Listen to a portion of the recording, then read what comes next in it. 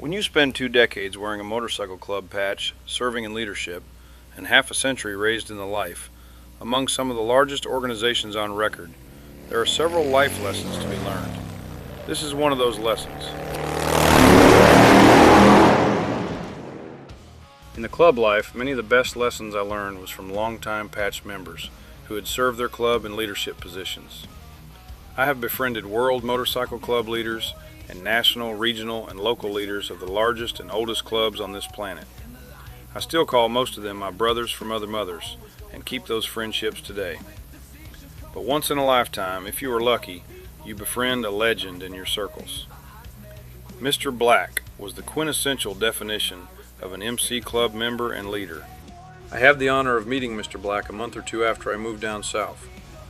At that time, he had 45 years in his club, having started in 1967 when he was only 17 years old. I had previously served as the president of the World Mother Chapter of a well-known international motorcycle club.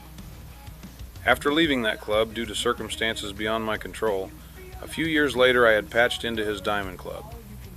For some reason we hit it off like we'd known each other for decades.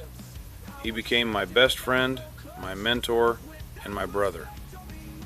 Rarely did a day go by in 3 years that we didn't speak. We rode together, we traveled together, and we broke bread with other respected brothers of 40+ years in the club just about every Friday night. He respected me, and I respected him. His road name of 45 years wasn't Mr. Black. He came from a different era of the MC life, but I started calling him Mr. Black because I felt he had obviously earned the title of a distinguished elder leader. He liked being called Mr. Black, and it stuck immediately in the nation with most. He was the second nomad ever patched in our nation, and was patched by the original president and founder, who passed away in 2007.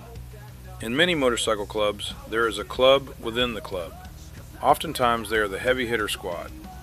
We also had national trustees on the board, which I became later. Mr. Black lived the club life every day of his life. He yielded tremendous respect from many big nations, and had more power in his pinky than most men will see in their lifetime. Yet I never saw him exercise it. He didn't need to. It arrived ahead of him wherever he went. He was firm, but truly a humble man. He has so many experiences I could talk about him all day. One lesson I learned from him has stuck with me to this day. He was originally from the Pontiac, Michigan Mother Chapter and spent a lot of time there and in Flint, Michigan. Both are hard streets to cut your teeth on. He said one time that he and another club brother were having a beer at a local dive bar. He said they were in their early 30s at that time. It was a dimly lit biker bar, and there were about a half dozen people in there. A few at the bar, and a few shooting pool. He and the other club brother were bellied up to the bar at the far end. The door blasted open and a man rushed in with a shotgun, waist high. He yelled for everyone to get on the floor. Everyone dropped to the floor, and the bartender jolted his arms up high. He spun to his right, shotgun still in hand, and stopped dead in his tracks. Mr. Black and the club brother, who had been still chatting, had turned their bar stools slightly left and were both staring at the gunman, beer in hand. They didn't say a word. The man quickly lowered his shotgun and said, "Oh, excuse me, gentlemen. I didn't mean to interrupt your conversation. Please forgive me. Enjoy your evening." They just gave a nod and continued their conversation. He then turned back around, proceeded to rob the bar and everyone else in it. When he told me the story, Mr. Black then asked me, "Do you know the lesson that man learned that day?" I asked, "What was that?" He said, "Before you ever enter a room thinking you're the biggest bully in the room, you better be damn sure that you're the biggest bully in the room." And he wasn't. I was having breakfast on a Saturday morning with Mrs. Tabasco at IHOP. He called with a sense of urgency to come to his house about 45 minutes away. That wasn't unusual. I went up there weekly. We had counseled about issues from time to time, so it was not strange that it was urgent, but this time I could hear panic in his voice. I dropped her off at the house, jumped on the bike, and blasted to his house. When I arrived, he was sitting at the kitchen table.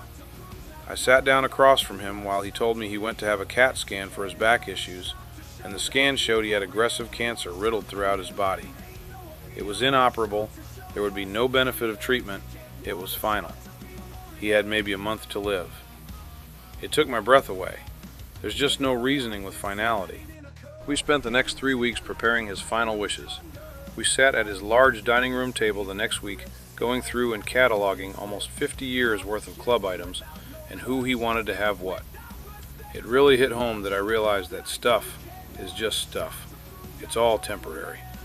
He received many friends and brothers from multiple nations, some with less than 1 year and others as many as 50 from over 1,000 miles away. For about 2.5 weeks he was strong. He lived a very colorful life. There was much laughter and many tears. It was great and horrific all at once. I wouldn't trade 1 second of it. I knew how lucky I was to be his friend. I just didn't know how fast that time would pass. The last couple of days he was less coherent and mainly slept. I said my final goodbye when we had a bit of time with just he and I. We chatted. He asked me to handle a few things. I kissed him on his forehead, gave him a light hug, and he rolled over in his bed and went to sleep. I knew I'd never see him again, and that sucked.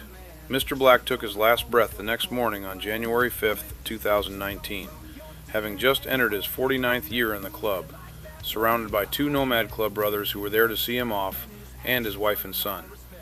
It was as I would have expected. Never one complaint. Spend every second you can learning from your righteous brothers that held it down before you, so that you too had a club to join. It's your responsibility to their legacy to pass their wisdom on to the next generation. And flush the dumb shit when it comes to loving one another in your life in general, because we're all one day closer to death, and it often comes without warning. But what do I know? I'm just Tabasco the biker. Keep it real.